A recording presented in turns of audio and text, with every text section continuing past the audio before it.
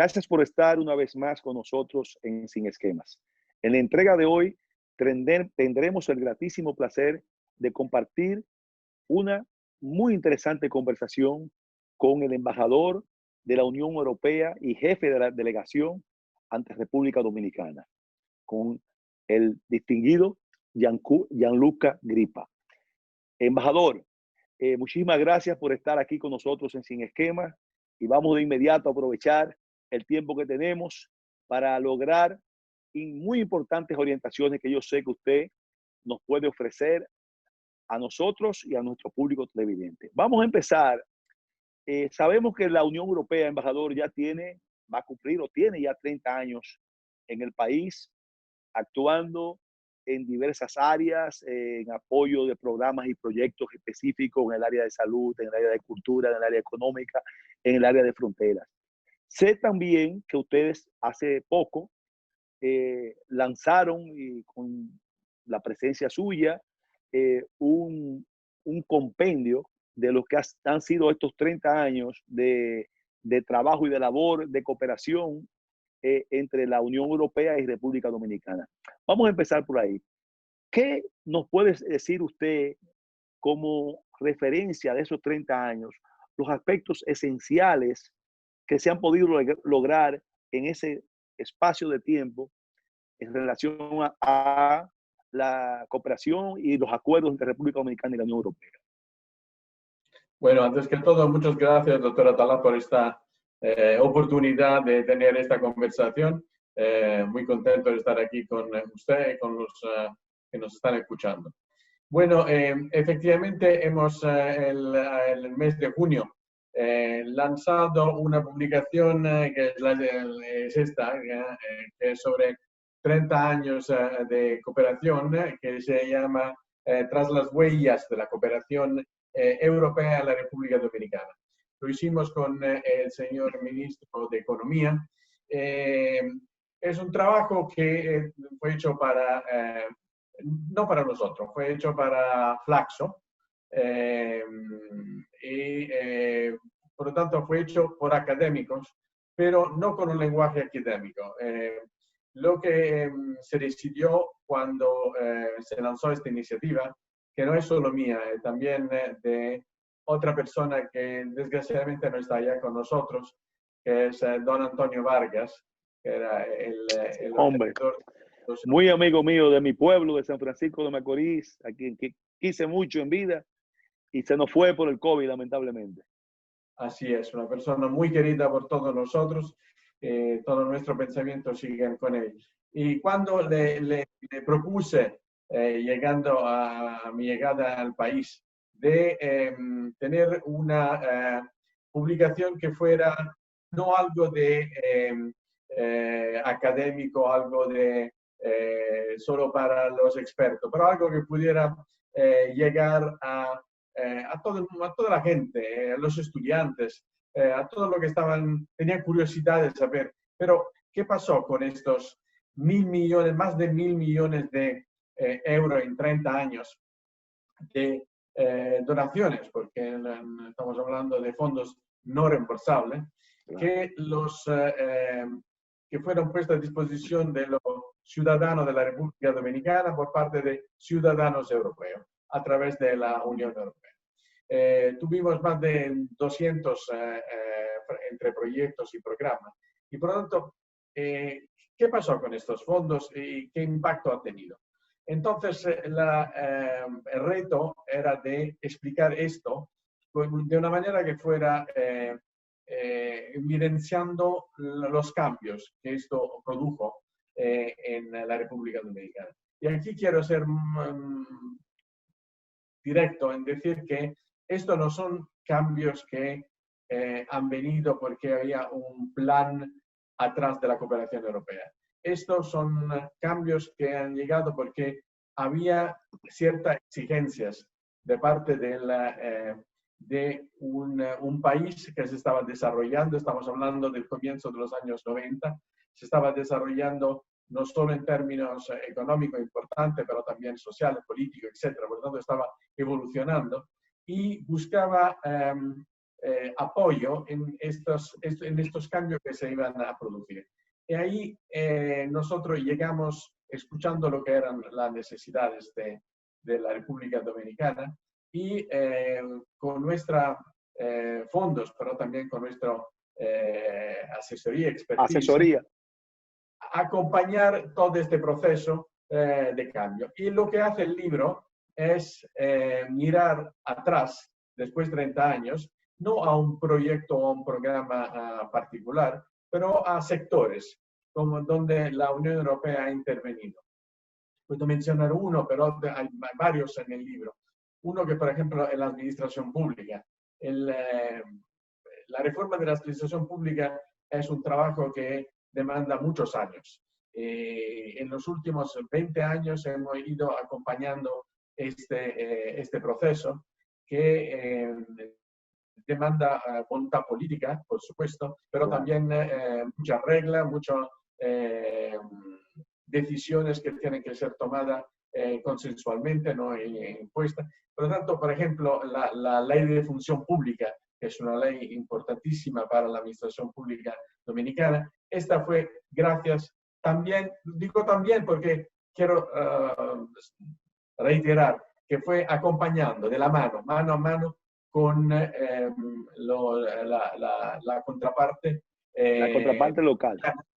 Que por la mayoría se trata de contraparte del gobierno, pero sí, a veces es contraparte de la sociedad civil, a veces del sector privado. Y este libro, entonces, de una manera de reportaje, menciona estos distintas áreas y se puede leer también a trozos, ¿no? No necesariamente de un momento para otro, pero también porque está escrito para académicos, tiene cifras y tiene mensajes que son importantes para nosotros también, para el futuro. Embajador, usted habló de que uno de los elementos principales que la Unión Europea al inicio de los 90 enfocó en República Dominicana se concentraba esencialmente en la necesidad de una modernización vía una reforma de la administración pública que sobre esa base, lógicamente, pudiese dar lugar a que las cooperaciones, los apoyos se pudieran ir canalizando, estando organizada la casa, acorde con los requerimientos, lógicamente no una imposición, como usted bien lo ha dicho, pero sí con determinados estándares internacionales que permitiesen que a través de esa reforma del Estado se pudiesen ya implementar una serie de proyectos específicos en el área de educación, en el área de medio ambiente, en el área de fronteras, en el área de las micros, pequeñas y medianas empresas. Se pudo, fluyó de manera bien esa parte inicial de que el Estado, el gobierno dominicano entendiera y asumiera con la responsabilidad necesaria la necesidad de esta reforma que tendría que hacerse y tenía que hacerse lo más pronto posible. Absolutamente. Le digo más. Cuando fue las mismas autoridades dominicanas que propusieron de tener un apoyo para la reforma de la administración pública. Nosotros, hablo de nosotros, que por supuesto eran mis predecesores y los colegas de la sede, no estaban convencidos para nada, no tenían experiencia, no consideraban que era un área donde nosotros teníamos suficiente expertise para poder apoyar. Y por lo tanto fue gracias, en cambio, a la insistencia de las autoridades dominicanas que nos convencieron de la necesidad de tener una administración pública eficiente, una administración pública que pudiera proporcionar servicio a los ciudadanos. Y esto entonces ha generado varias cosas, porque mencionaba la ley de función pública, pero también hemos apoyado, por ejemplo, todo un sistema de monitoraje de la performance de los ayuntamientos, que se llama el SISMAP, claro. Que es algo que ha permitido el mejoramiento de los servicios a los ciudadanos. ¿Cuál es la autoridad pública más cercana a los ciudadanos que los ayuntamientos. Y La parte también, municipal, lógico. y también, por ejemplo, en otro sector, ahí donde nosotros apoyamos la intención de humanizar la vida en las cárceles apoyando el nuevo modelo penitenciario. Algo que ha ido después, nosotros hemos ayudado, hemos apoyado al comienzo de esta fase. Después ha ido evolucionando sin fondos nuestros, pero esta creo que es el testimonio del hecho que era una reforma solicitada para los dominicanos, no era algo que venía con una receta de Europa, pero sí nosotros estuvimos apoyando esto y ha llegado hasta la fecha actual que el nuevo modelo penitenciario ha influenciado, por ejemplo, también la reconstrucción de la mayor prisión de la cárcel del país. Por lo tanto, todo esto para decir que, y no quiero decir que esto es gracias, pero digo, el libro también lo que quiere poner en evidencia estas semillas. Evidenciar el proceso evolutivo que se ha visto envuelto en esta relación y en estos 30 años de todo lo que se ha hecho y cómo se ha hecho. Perfecto. Perfecto. Entonces, uno podría preguntar, pero esto a lo mejor se hubiera llevado a cabo lo mismo. ¿Quién sabe? A lo mejor sí, a lo mejor más tarde, a lo mejor no. Pero entonces ahí es donde el libro subraya, donde intervino la Unión Europea apoyando estas ideas, esta iniciativa, estos hitos de reforma, de cambios que estaban surgiendo en la República Dominicana. Embajador, vamos quizás a trasladarnos un poquito a la actualidad, aunque vamos a ir en esta conversación, que más que una entrevista, yo quiero que se maneje de esa forma, como una conversación abierta y donde podamos fluir de manera espontánea para, lógicamente, lograr el objetivo fundamental de nuestro espacio, que es llevar orientación útil a nuestro público televidente. Sabemos que en la actualidad estamos dando un salto ahora. Estamos viviendo una etapa a nivel mundial donde indiscutiblemente las condiciones son extremadamente diferentes a condiciones, yo diría que en los últimos 30 años, independientemente de alguna que otra crisis que se pudo haber producido en el 2008, en el caso de Estados Unidos, otra un poquito más a principios también en los 90, lo que se está viviendo hoy en día con la pandemia es indiscutible que no solamente se ha manifestado en la parte esencial, que es el impacto sanitario, el impacto en términos de la salud, de las vidas humanas, sino también las secuelas de las consecuencias en el ámbito económico, social, político y cultural. La Unión Europea, que lógicamente agrupa a los países donde la principal inversión en el área de uno de nuestros sectores más importantes, que es el turismo, tiene, por lo menos hay dos países que son de los principales, vamos a decir, inversionistas en nuestro país de esa área. ¿Cómo está viendo y cómo entiende usted que la Unión Europea está observando el comportamiento de esta crisis, en el caso específico de República Dominicana, de cara a un proceso de ir evaluando la posibilidad de ir abriendo el flujo entre nuestros visitantes europeos y lógicamente el intercambio también de nosotros con ustedes? ¿Cómo usted ve eso? Bueno, empezamos diciendo que esto es una gran tragedia que llegó de manera abrupta, de manera repentina, que nadie se esperaba, y esto ha determinado una serie de reacciones, por supuesto, no planeadas. Nosotros somos muy buenos a planear, pero esto no lo esperábamos. Claro. Y esto ha determinado una caída en la economía de todos los países de la Unión Europea. Ahora, decimos, el mayor resultado de la integración europea es lo que nosotros llamamos el mercado único. ¿Qué significa? Que entre todos los 27 países no hay barrera. Por lo tanto, efectivamente, como si fuera un único mercado. Y si hay es un clúster europeo en desde el punto de vista de relación con República Dominicana. Entonces, si hay un retroceso en toda la economía, es un retroceso que afecta a todos los países al mismo tiempo. Por esta razón que se ha decidido para un programa especial con fondos que nunca se habían puesto a disposición para esta recuperación económica. Y esta recuperación económica tiene que ser para Europa, por supuesto, para los Estados miembros, pero también para el resto del mundo. Y nosotros consideramos que tenemos que aprovechar de esta oportunidad también para introducir cambios que hemos hecho esperar demasiado tiempo.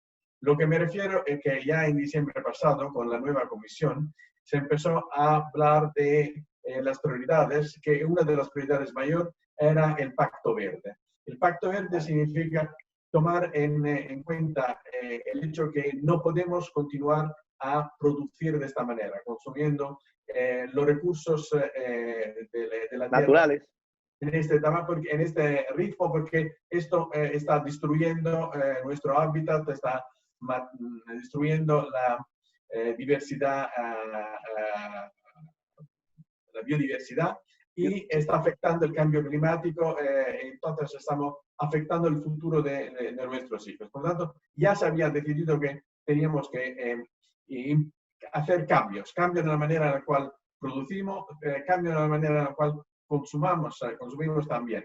Y esta pandemia nos ofrece una oportunidad estupenda, porque ahora todos los países del mundo tendrán que invertir de manera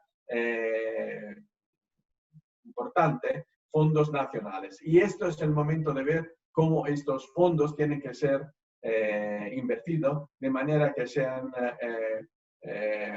amigables con el medio ambiente, que promuevan modalidades de producción que sean sostenibles y sobre todo que se protejan la biodiversidad del planeta que está tan afectada. Ahora, por lo que se refiere a la relación entre la Unión Europea y la República Dominicana, nosotros tenemos un acuerdo comercial que con el término en inglés se llama EPA desde el 2008. Entonces, gracias a este acuerdo, todas la exportación dominicana están libres de entrar en el mercado europeo y las importaciones, en cambio, están para un 70% hay algunos productos que fueron excluidos. Que todavía tienen impuestos, todavía hay un 30% más o menos que es grabado. Así es, para proteger la producción local, nacional. Así es. Entonces, el hecho es de aprovechar de este acuerdo, porque en esperamos recuperación económica en Europa, se necesitará de bienes de países terceros. En este momento hemos visto en los 10 años del EPA una diversificación de la exportación dominicana, que si antes era solo agropecuaria, ahora tiene también productos manufacturados, como por ejemplo equipos médicos. Por lo tanto, hay potencial para continuar diferenciando, y también al interior de los productos agropecuarios Dominicana ha ido ocupando nichos de mercado importantes, como por ejemplo los productos orgánicos. Solo que el mercado europeo es un mercado que paga bien, es un mercado más fiable. Exigente. Exactamente, pero esta es exigente. Esto significa que hay que respetar reglas. Calidad. Por lo tanto, normas, calidad. Y para esto nosotros hemos, también con la cooperación, hemos apoyado en pasado la exportación de bienes, de productos dominicanos. Por ejemplo, el banano. Hemos invertido como 16 millones de euros para que el banano fuera un banano orgánico, y entonces se ha creado su mercado en Europa.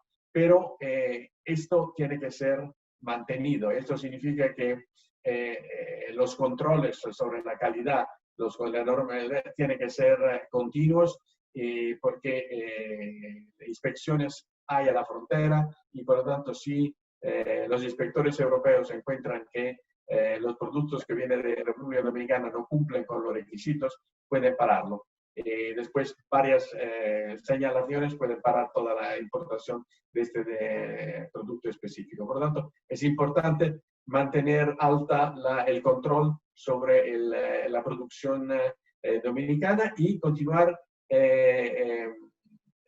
con después del banano orgánico tenemos el cacao orgánico, por lo tanto hay posibilidades y esta tiene que ser aprovechada a lo máximo.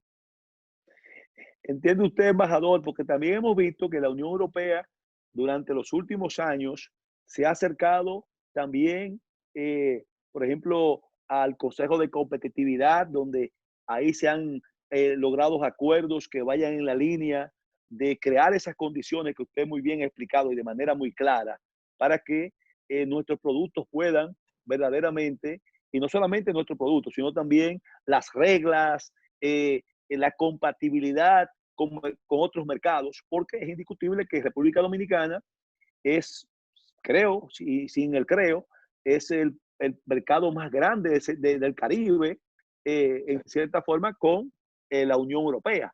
Entonces, en la parte de competitividad, la parte legal, la parte de las reglas de juego, se ha avanzado, se siente la Unión Europea que hemos logrado avances importantes que satisfagan los requerimientos de la Unión Europea. Sí, absolutamente. Por esto que estos 30 años, por esto que decía que ha brincado la República Dominicana en muchos sectores. Y tengo que decir también, por ejemplo, en los años 90, ¿quién pensaba a una República Dominicana que fuera tan presente en el campo internacional, que sentándose al Consejo de Seguridad, etcétera? Yo creo que ha habido un progreso en varias áreas. Y también por lo que se refiere a la legislación internacional.